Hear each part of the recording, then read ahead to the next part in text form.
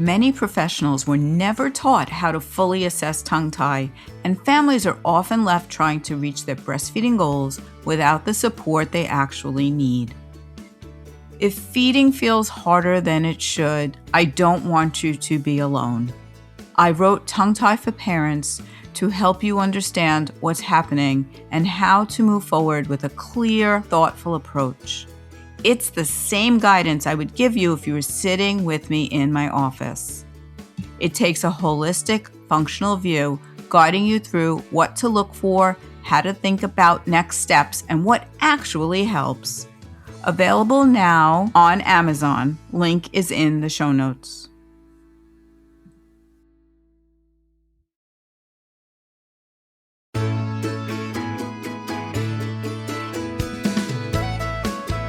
Welcome to the season marking 4 years of the Tongue Tie Experts podcast. I'm incredibly grateful for what this space has become.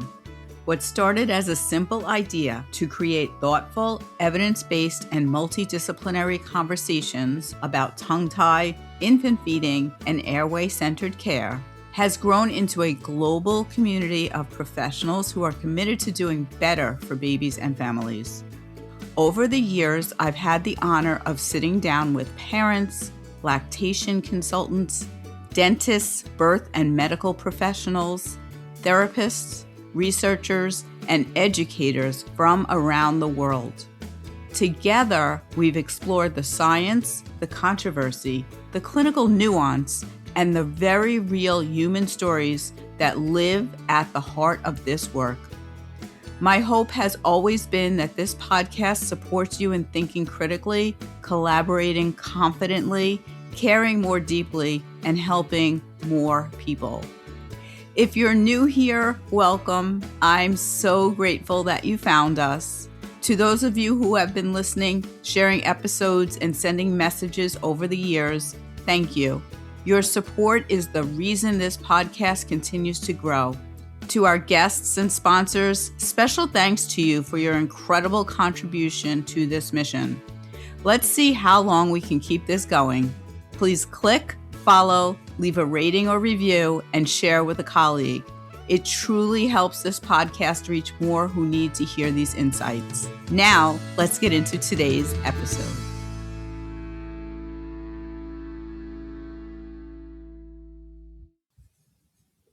Hi, everyone. Welcome back to the Tongue Tie Experts podcast. I'm your host, Lisa Palladino, and today we're talking about something that comes up all the time in tongue tie care, reattachment after release. But I want to start with the bigger point. We cannot really talk about reattachment without talking about aftercare. Because reattachment is not just about what happens to the tissue after a frenotomy. It is not only about whether scissors or lasers were used, or how deep the release was, or whether the parents did stretches exactly as instructed. Those things may matter, but they are only part of the picture. When a baby has a release and feeding does not improve, or improves for a short time and then slips back, it's very easy for everyone to focus on the wound. We ask questions like, did it close? Did it reattach? Was the release complete? Whatever that means, right? Does this baby need a revision? Those are important questions, but they are not the only questions. Because a baby is not just a wound. A baby is a whole person learning how to feed, and breastfeeding is a relationship between the baby and the parent. So if we only talk about the release site, we can miss the bigger clinical story. The bigger story includes the feeding assessment before the release, the baby's oral function, the parent's pain, milk transfer, body tension in mama and baby, the family's understanding of what to expect, and the follow-up care after procedure. So this is complicated. It's a lot. But it also includes aftercare. And I want to be clear about what I mean by aftercare, because I do not mean only wound stretches. When many people hear aftercare, they immediately think about lifting the tongue or reopening the wound or which exercises to do or how to stretch it. That's all part of the conversation, and we'll talk about the research on that. But in my experience, aftercare is bigger than that. Aftercare starts with preparation, it's education, it's feeding support, it's follow-up, it's helping the baby adjust to the new mobility that was created by the release. And of course, behind the scenes at Tongue Tie Experts and right up there at Tongue Tie Experts, everything is about function. So aftercare is about restoring function. The goal is not just a nice wound that is healing how it's supposed to. The goal is improved feeding function. Now, if you are new to this realm of tongue tie, you may have to go back and listen to some prior episodes. You may have to learn a little bit about the actual procedure and what we mean by open wound and aftercare and many of the terms I am using today. Release, frenotomy, revision. These are all terms that we use commonly that you may not have learned yet. So there's background to this conversation, and I want you to have a full understanding. So if this is going over your head already, there are many other episodes for you to listen to that will make this make more sense to you, and then come back and listen to this one. So first things first, language matters, right? Even when we look at the research or hear stories about research, one of the challenges is that this isn't always using the same language. The language is not always consistent. Parents may say the tie came back, a provider may call it reattachment, a study may use the word readhesion or recurrence or revision. Those words are related, but they're not always describing the exact same thing. Sometimes the tissue has truly healed in a way that restricts movement again. Sometimes the baby still has symptoms, but the problem is not actually physical reattachment. Other times the release was incomplete, didn't open enough of a space for that frenum to work. And sometimes the tongue has more mobility, but the patient or the baby still does not know how to use it well. So that tongue has been in a certain place for a certain amount of time. And just because it's able to move doesn't mean that the baby knows how to move it or that the musculature works well enough to use it well. Sometimes there are other issues involved, like tension in other parts of the body, latch mechanics, milk supply, flow rates, reflux, or oral motor coordination, to name a few. This is why I think we have to be careful. And you'll hear me say the word careful very often in this episode because I have a framework that I call careful that I use in my teaching that you'll hear a little bit about.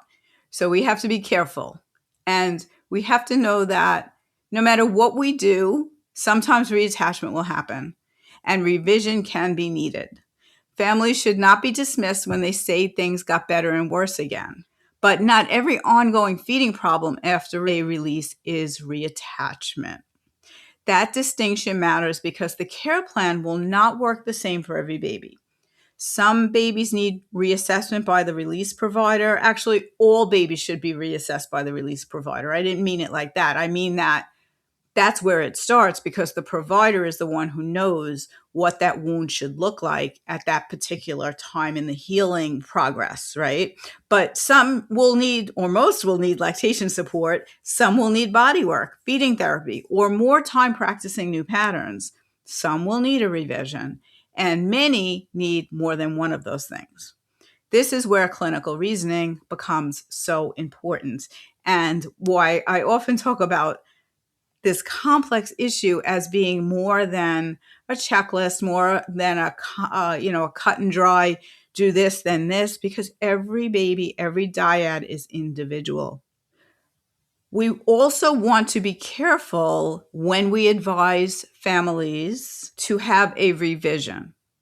I often say to people, never do the same exact thing and expect a different result. So if a family comes to you with actual or perceived reattachment, you want to evaluate them.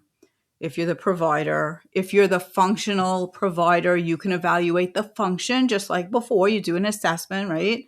And if it seems like all the symptoms are back or nothing has changed or things got better and then they got worse and it looks reattached and you're sure that something has to happen, you don't want to go down the same exact route and do the same exact thing in the same exact way without thinking about what else can we do to support this family. So I could talk a whole hour just on that, but we never want to do the same thing over and over. I've seen babies who had 2, 3, 4 releases by the same provider in the same manner with the same preparation and aftercare or not, expect a different result. And all that gets us is trauma and scar tissue. So we want to be, again, careful. Now, have you ever found yourself thinking, do I actually know enough about tongue tie to assess this baby, to talk to this family, to know what should happen next? If you've ever had these thoughts, our newest program, the Confident IBCLC, was created with you in mind. And it's open to anyone who works with babies and families. You don't have to be an IBCLC. This is a 1-hour live, low-cost, high-impact training for anyone working with babies and families who wants more clarity, stronger clinical reasoning, and more confidence around tongue tie and feeding concerns. This masterclass is here to quiet that imposter syndrome that's been whispering in your ear and to remind you that you are capable, qualified, and needed. You can sign up right now at tonguetieexperts.net. The direct link will be in the show notes.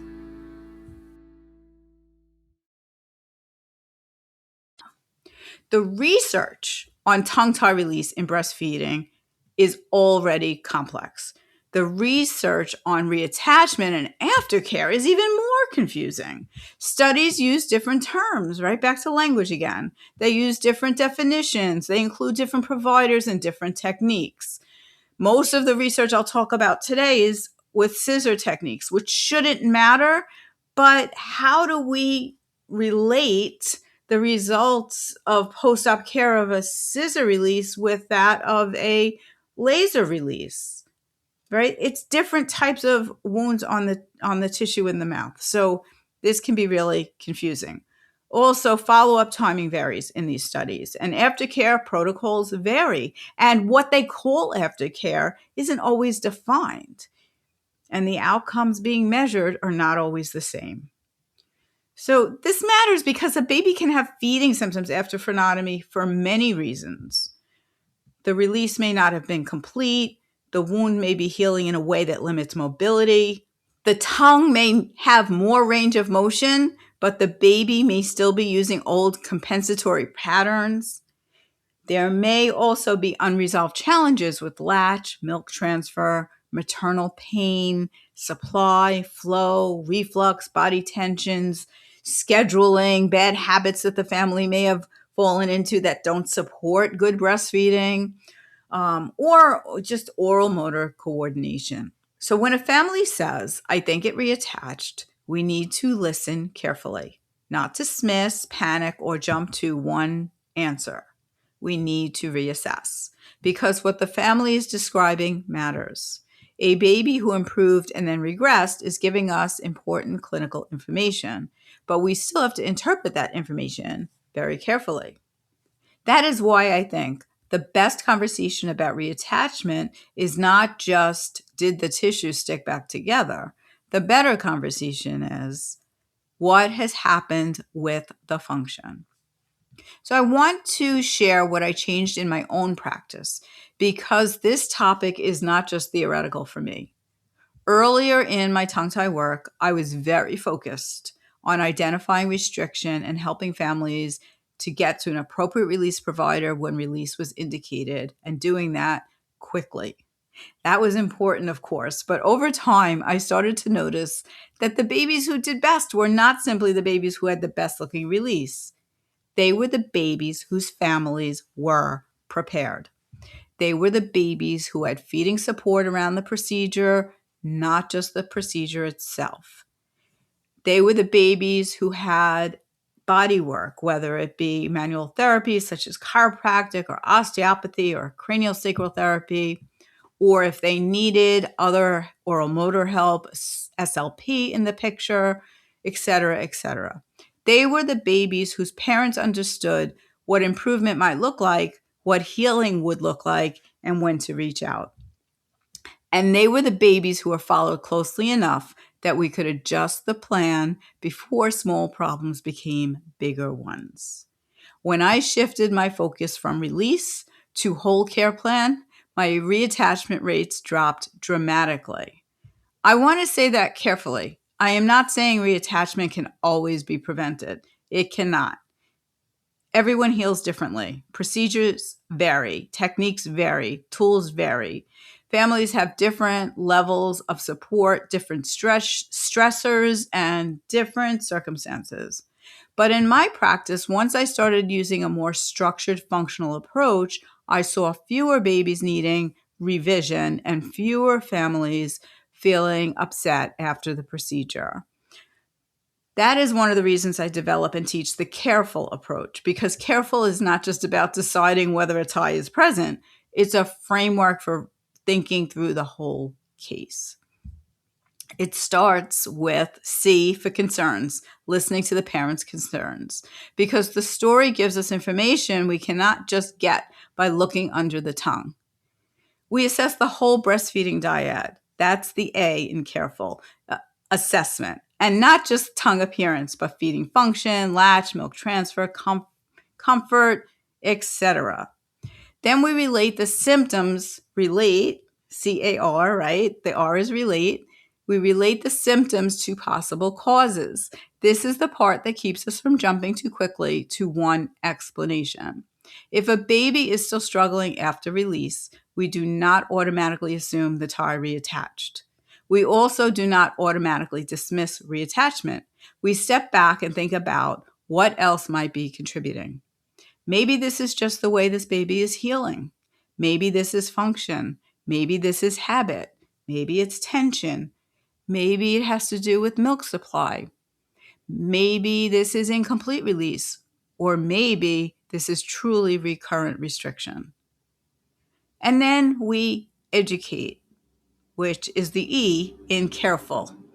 And I think that this is the most powerful part of aftercare, the education. From before the release through all of your care, parents need calm, clear guidance. They need to understand that feeding may improve gradually, regress at times before it gets better. They need to know what healing can look like.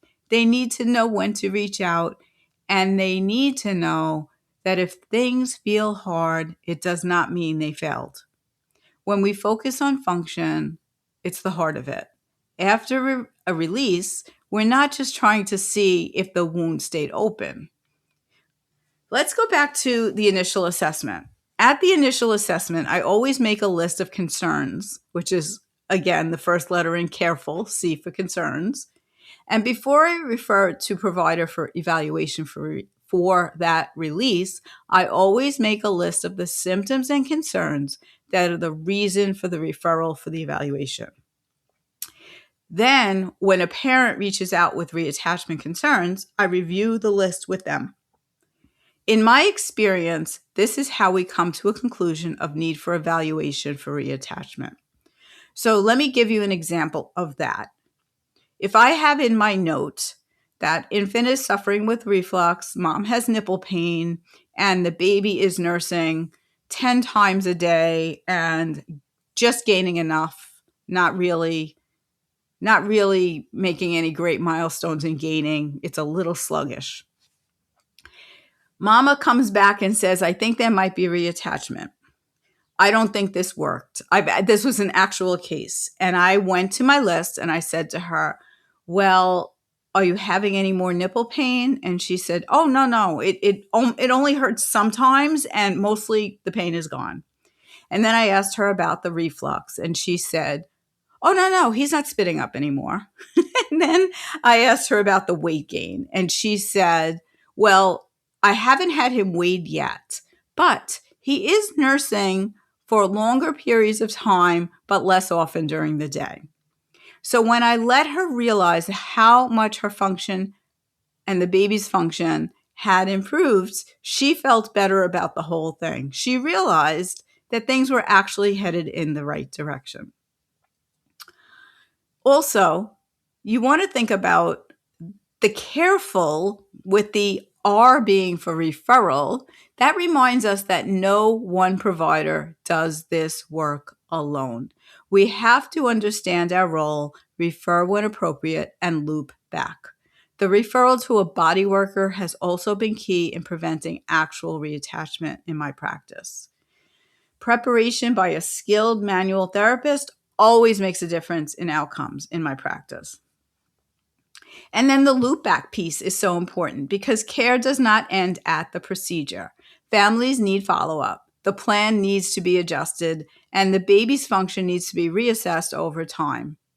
This is what changed my practice. There was not one magic exercise or technique or perfect protocol. It was a better process. So if you haven't already attended one of my master classes where we teach all about the careful framework, you may be saying, what is she talking about, loop back? So there's a link in the bio, and you'll hear a little ad for my Confident IBCLC masterclass where we go all through what the careful framework is, and you can learn that easily and quickly, and it will change your practice.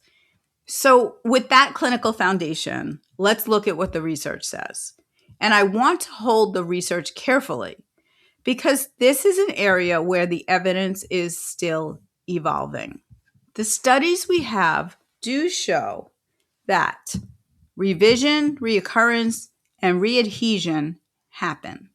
They also suggest that follow-up and aftercare may influence outcomes, but the studies do not all use the same definitions or the same protocols. So we have to be cautious about making sweeping statements. One study may call it a recurrence, another readhesion, another may measure revision rate, which is not exactly the same thing. A baby may have tissue readhesion but still function well, while another baby may have persistent symptoms without clear reattachment.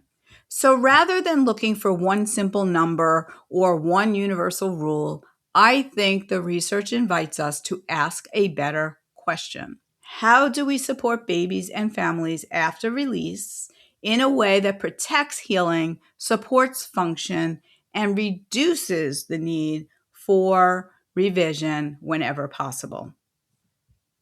One study that helps us think about revision is the 2021 paper by Nelson and colleagues published in Breastfeeding Medicine.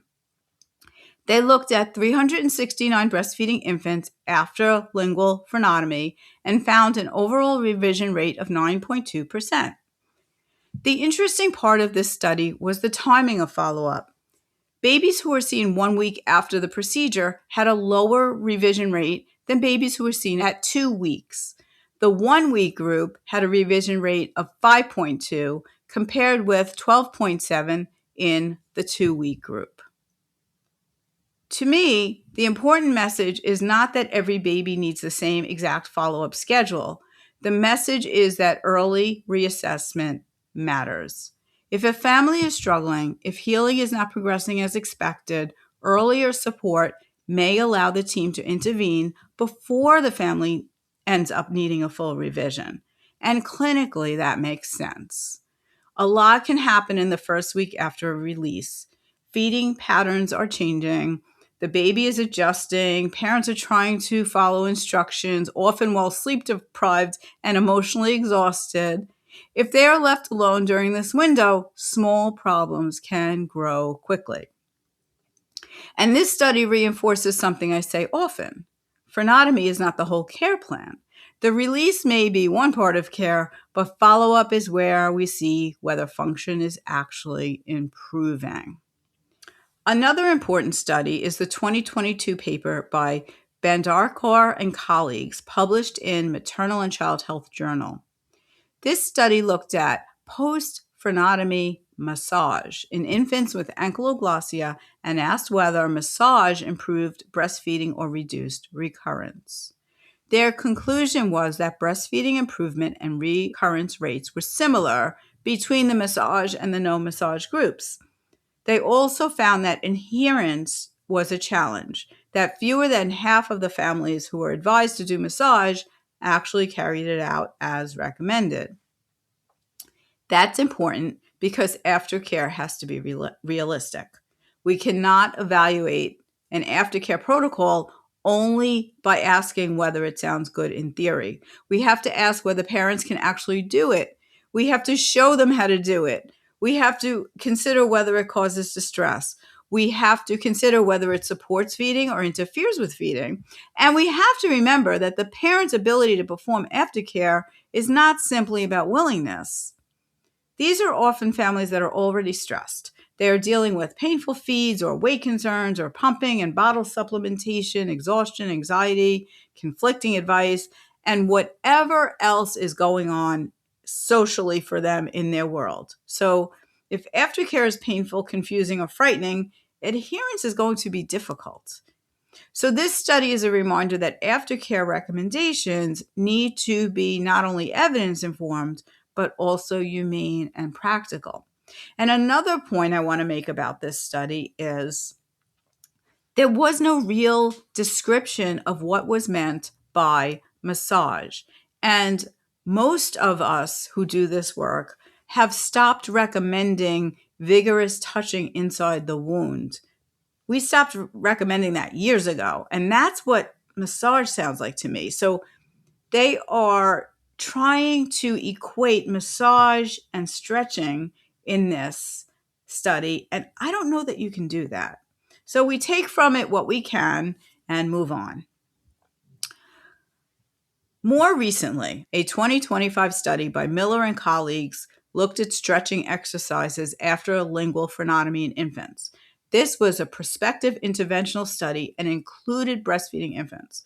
The findings suggested that recurrent ankylosing and revision rates were lower among families who were adherent to stretching exercises compared to those who were not, or those who were not assigned stretching. That finding is important, but it also raises more questions. We don't know what the exercises were. We don't know how families were taught. We don't know how intense the stretches were that they recommended. We don't know how they handled infant pain or distress. So we have to know, how do we balance womb care with other risks, the risk of pain, the risk of oral aversion? These are not small details. And oral aversion is a topic for another day. That's another of the outcomes that has improved since I am using the Careful framework. And since we are having very careful preparation before and after procedure. Anyway, so in this particular study, these weren't small details that they didn't talk about. They would be central to whether an aftercare plan is safe, compassionate, and effective. Because if we just say stretching, we may not all be talking about the same thing. One provider may mean gentle mobility work. Another may mean repeatedly opening the wound. A parent may interpret the instructions differently than the provider intended. So when there is research on stretching, we have to pay attention to the details. And I beg people who are doing this research to define the details, please. I think this study adds something meaningful to the conversation, but I still don't think it gives us permission to make sweeping statements or to frighten parents into aggressive aftercare. The takeaway is not every baby needs the same stretch protocol. The takeaway is that healing and function after release deserve attention, and that the way we support families after procedure may change outcomes.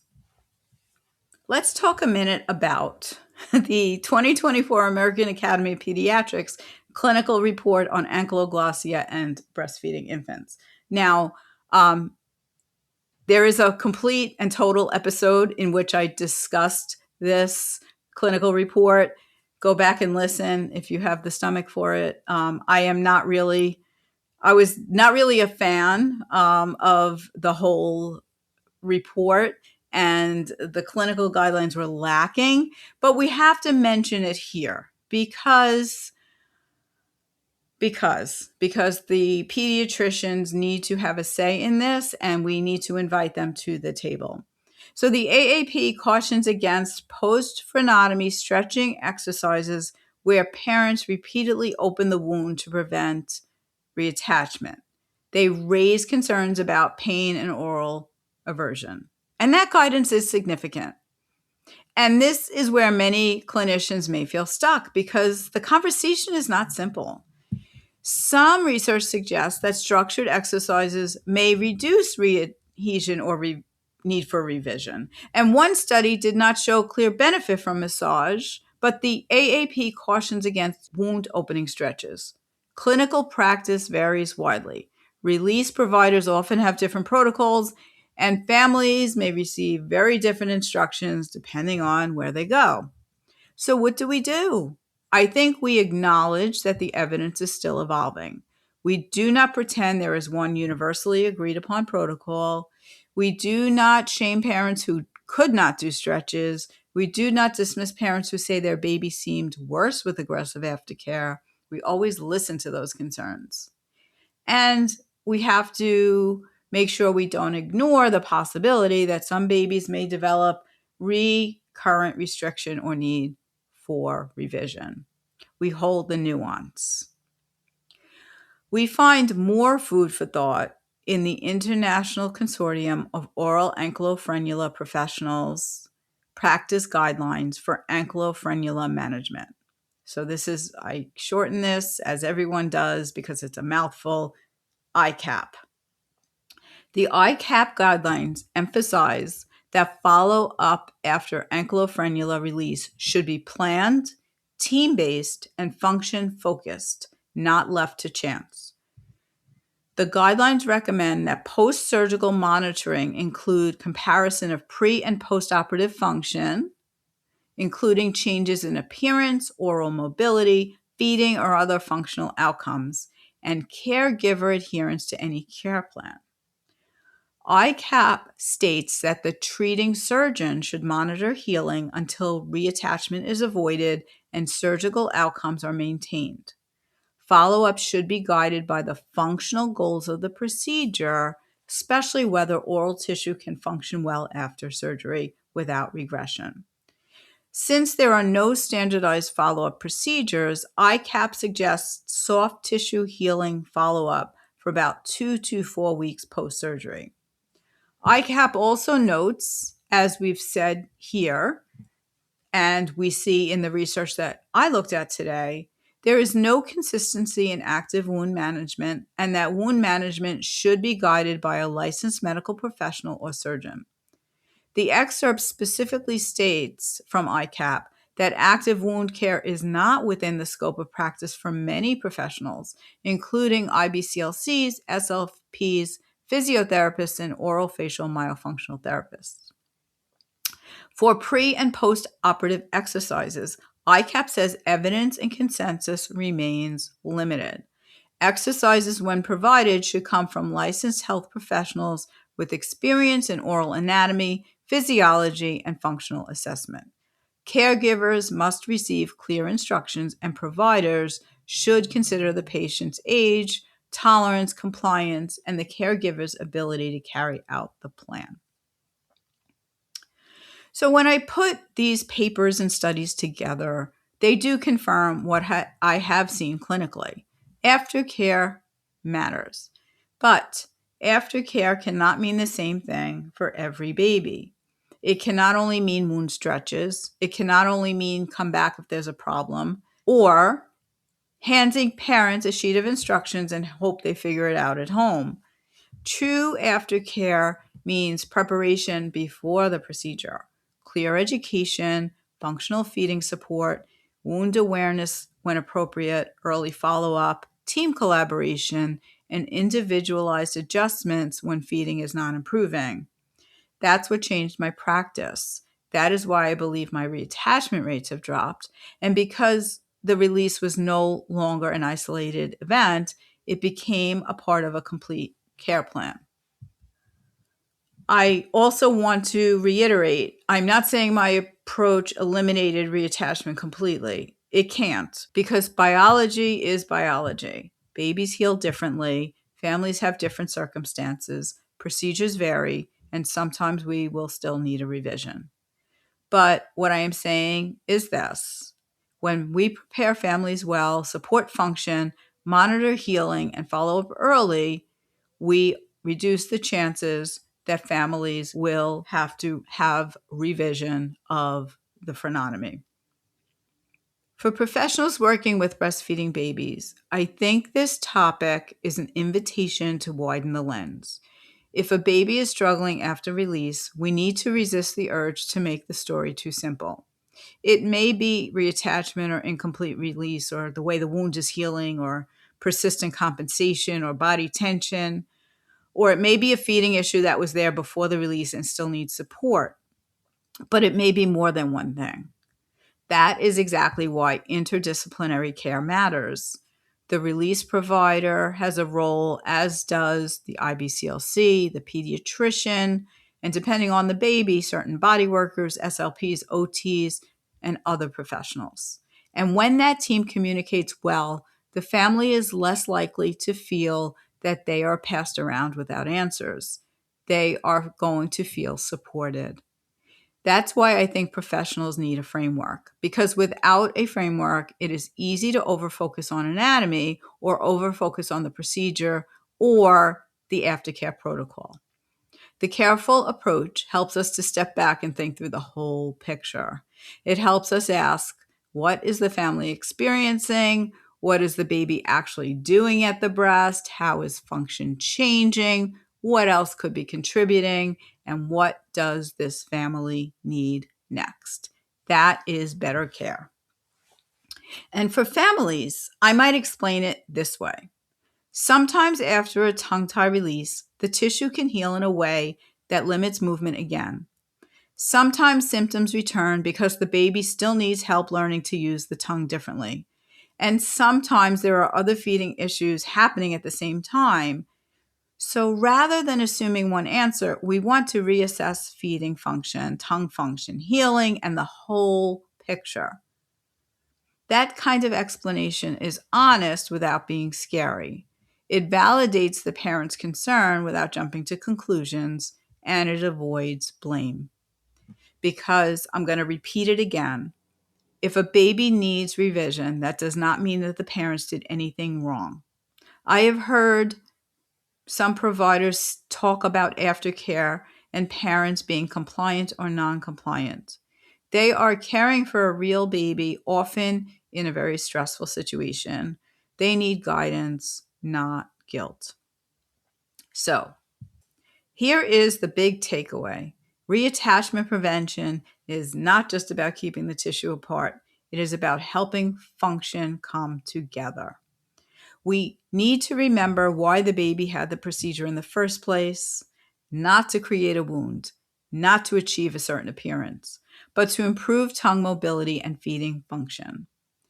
That means the best care is not just what happens during the release, it is about what happens before, during, and after. Before the release, families need assessment, preparation, support, and informed decision-making. During the release, they need an appropriate provider, the right procedure, and an appropriate indication. And after release, they need follow-up, functional reassessment, feeding support, and individualized care. And this is why the careful approach matters. Because when we listen, assess, relate symptoms to possible causes, educate, focus on function, understand our role, and loop back, we give families something much better than a procedure. We give them a plan. And in my experience, that is what changes outcomes. Because the goal is not simply a beautifully removed frenum. The goal is improved function. The goal is a baby who can feed better, a parent who feels supported, and a care plan that does not end the moment the frenotomy is done. That's the conversation I think we need to be having. If this episode helped you think more clearly about reattachment, revision, and aftercare, I would love for you to share it with a colleague. If you're a professional who wants to feel more confident assessing tongue function and supporting families before and after release, I invite you to explore my course, Professional's Guide to Tongue Tie in the Breastfeeding Infant. Inside, I teach the careful approach so that you can move beyond "is there a tie" and think through cases in a more functional, dyad-centered way. The links will be in the show notes, but you can see that at tonguetieexperts.net/professional. And if you're a parent trying to understand whether tongue tie may be affecting your breastfeeding and how to navigate your care decisions, my new book, Tongue Tie for Parents, was written especially for you. You can find it on Amazon or learn more about my parents' course about tongue tie and breastfeeding in the link below. Thanks for being here, and talk to you next time. This podcast is meant for education and conversation only. It is not medical advice and does not replace formal education, professional training, or individualized care from a qualified healthcare provider. Always seek appropriate guidance for individual concerns. The views and opinions shared by our guests are their own and do not necessarily reflect those of the host or tongue tie experts.